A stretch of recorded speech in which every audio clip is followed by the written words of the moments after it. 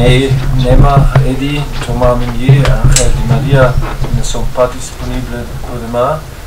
Et peut-être Drax, Drax et Dani Alves, on doit essayer aujourd'hui. Ils ont fait bien hier, mais on doit essayer encore aujourd'hui, peut-être encore demain matin pendant l'entraînement. Ce sont les deux qui peuvent jouer. C'est ça. Coach, on sait que les matchs de Coupe de France sont toujours très particuliers. On sait que Nantes demain va tout donner sur un match pour essayer de décrocher sa place en finale. Est-ce que cette demi-finale, elle se prépare différemment des autres matchs?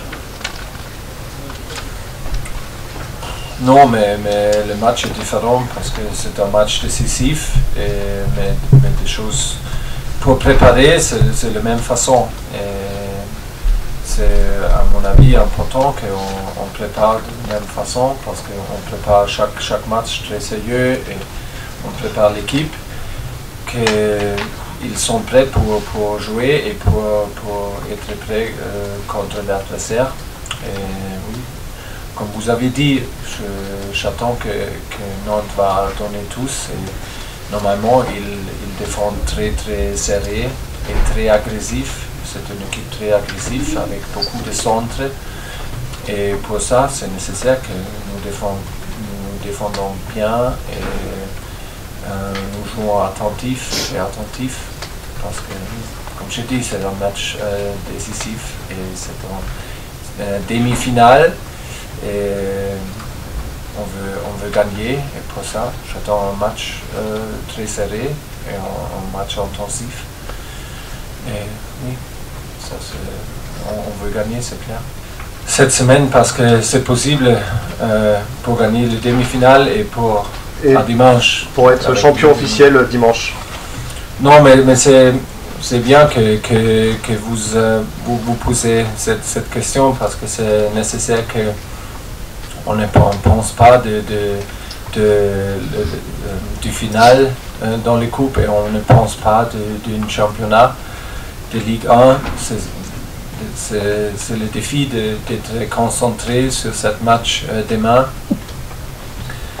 et on doit jouer très attentif et on doit être prêt, on doit être préparé bien pour ce match et jouer dans une façon. On manque beaucoup de joueurs et les gars qui sont ici, c'est nécessaire qu'on joue ensemble et qu'on joue avec toute notre concentration sur seulement le match demain. Ça, c'est le défi. Je ne sais pas si c'est mon objectif, si c'est bien ou pas, mais je sais qu'il est un joueur extraordinaire et pour moi, il est un attaquant. S'il joue seul, comme un neuf, ou on joue avec deux attaquants, mais pour moi, il est un attaquant. Et sa mentalité est énorme et il veut marquer toujours. As I say in English, you have to imagine he's like a shark. If you drop a piece of one little drop of blood, he will arrive and he smells it. So it's like with Kylian, c'est comme ça. Quand il peut sentir un but ou une situation dangereuse, il est là. Et il est là chaque entraînement, quand on fait des matchs ou quand on fait des frappes. Et il est là pendant le match. Et ça, c'est sa qualité. Il est toujours prêt pour marquer et il a son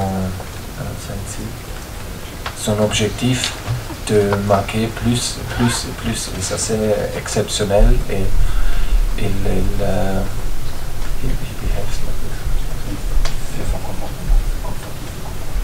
c'est comme ça qu'il se comporte. Tout c'est possible pour lui, mais les choses pour moi, à mon avis, c'est important qu'il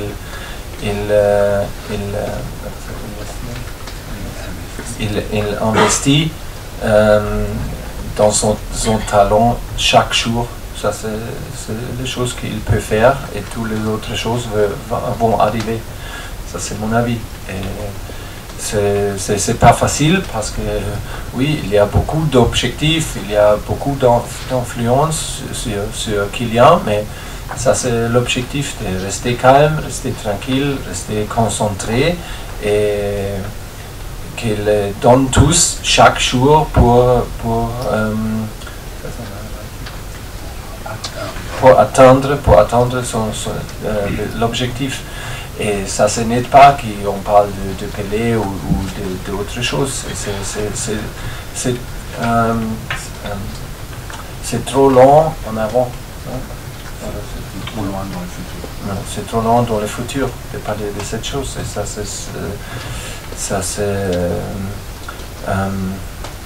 ça c'est pas bien pour la concentration. C'est pas pour ça. Le prochain, la prochaine occasion d'améliorer est à 4 heures sur le terrain. C'est facile, mais c'est difficile en même temps parce que tout le monde parle de grandes choses et tout le monde peut voir qu'il est un joueur exceptionnel, mais ça c'est la vérité. Il a la possibilité d'améliorer à 4 heures et demain à 11 heures et demain à 9 heures dans le soir. Ça c'est comme ça dans le sport et c'est épuisant et c'est exigeant quelquefois, mais ça c'est à mon avis, ça c'est le chemin. Bonjour coach, Isabelle Racine d'Infosport 75. Vous avez démontré tout au long des mois passés vos qualités de tacticien pendant chaque match face aux adversaires. Cependant, comment vous travaillez la gestion des émotions avec les joueurs tout en prenant en compte leurs passés familiaux et professionnels? Oui, et pour moi, c'est que chaque joueur a maybe I try in English. So maybe if I understand right, I agree. Oui, donc je suis tout à fait d'accord avec vous parce que chaque joueur est vraiment différent. Ça dépend de son pays natal, de sa famille, de son entourage, de son enfance et de son expérience évidemment qu'il a fait dans ce pays. Et maintenant, ils sont tous ensemble dans les vestiaires et ce ne sont pas uniquement des professionnels, des sportifs professionnels, mais ce sont aussi des êtres humains. Et c'est pour ça, en effet, c'est assez important pour la tactique, puisque si on a quelqu'un qui aime prendre des risques, qui a plutôt ce caractère de foncer dans les choses, qui aime prendre des risques, c'est peut-être pas le meilleur défenseur. Et vice-versa, quelqu'un qui est plutôt prudent, il sera plutôt apte pour un poste de défenseur au milieu défensif.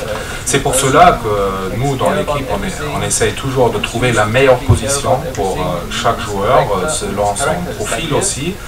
Et c'est pour cela aussi qu'il faut que nous soyons toujours éveillés et toujours faire attention à ce profil de caractère de nos joueurs. Après ces changements tactiques, on ne fait pas ça pour montrer qu'on peut changer de tactique ou qu'on peut adapter de tactique, c'est seulement... donc si on n'a pas besoin de changer de tactique, on ne va pas le faire, mais si on peut le faire, si on peut trouver une meilleure position pour un joueur, là où il sera plus apte, on va le faire. Et c'est pour cela, on est toujours en train d'analyser les joueurs et leur position. Et en même temps, je veux dire aussi, ça c'est le grand défi pour moi aussi, et pour l'équipe, de trouver tout cela justement.